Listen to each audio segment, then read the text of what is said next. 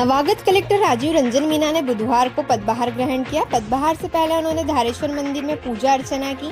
Collectorate में जिला panchayat CEO अभिषेक चौधरी एवं अपर कलेक्टर संजीव केशव पांडे सहित अधिकारियों ने उनका स्वागत किया।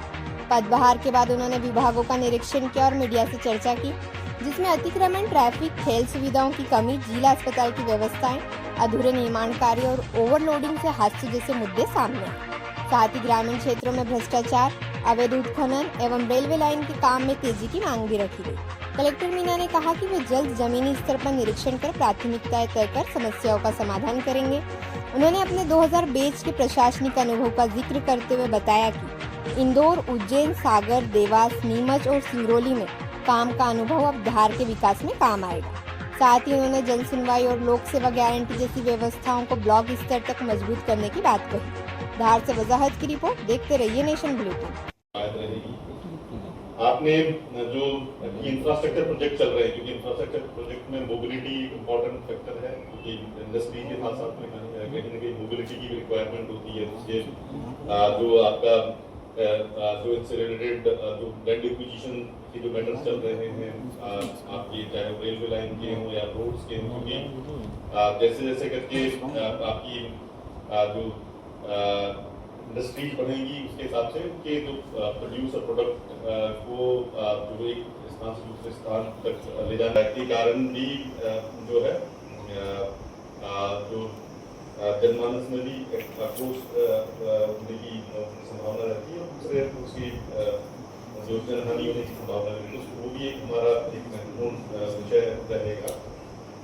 आज कहता है कि यूथ और स्कूल में एंगेजमेंट के लिए स्पोर्ट अपने साथ एक महत्वपूर्ण गतिविधि रहती है और कहीं न कहीं पिछले सालों में भारत ने अपना इस पर्टिकुलर खासकर जो बैडमिंटन और उसमें अपना एक अहम स्थान देश में स्थापित किया।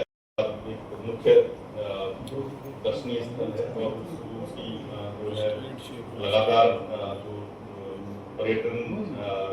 पर्यटक यहाँ आते हैं और धीरे धीरे करके उसकी और जो है ख्याति देश में भी विदेश में भी होती जा रही है।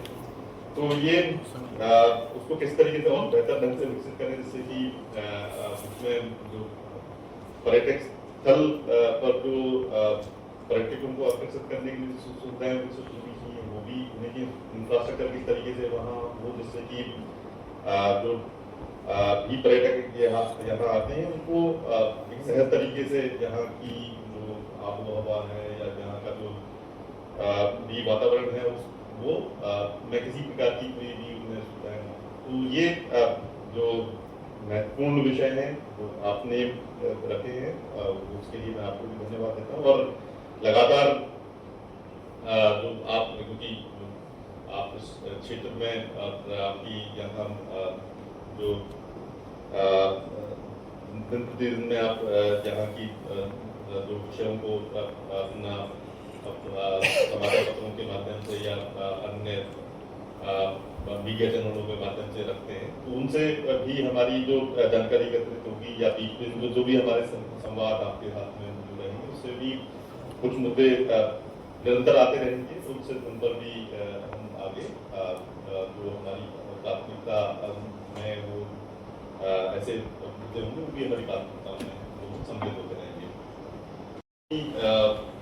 जानकारी आपके पास में है, तो आपने सारे मुद्दे जो है वो पहले रख दिए।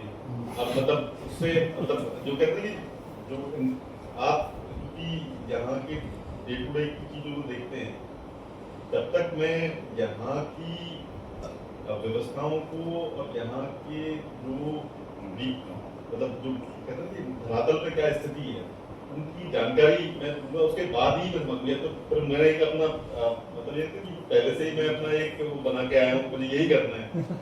जब तक वो धरातल पर जो चीजें अभी व्याप्त मतलब जिस तरीके की व्यवस्थाएं हैं उनको जानकारी होने के बाद में क्या यहाँ की रिक्वायरमेंट है, वो फिर एक मतलब जो यहाँ की रिक्वायरमेंट के हिसाब से हम यहाँ की प्राथमिकताओं के बारे में कुछ योजनाएं बना सकते हैं। तो अभी बेसिकली क्योंकि बहुत बृहद यहाँ का जो भी मतलब ये जिला है तो उसमें मतलब थोड़ा सा जो मेरी पोजीशन है वो इंदौर में हुआ था। उसके बाद में मैं जो SDM मेरा नागदा खासपुर मैं उज्जैन में SDM रहा हूँ। उसके बाद में मेरी पदस्थापना बतौर जो सीओ जिला पंचायत जो सागर में रही। सागर के बाद में सीओ जिला पंचायत में रहा देवास में।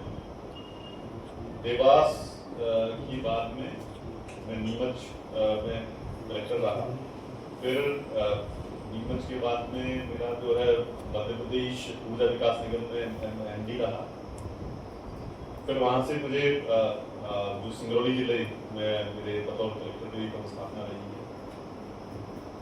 और फिर उसके बाद में मैं जब वहाँ से जो मेरा स्थानांतरण हुआ तो मैं मध्य प्रदेश खनिज विकास निगम का MD और डायरेक्टर माइनिंग में रहा।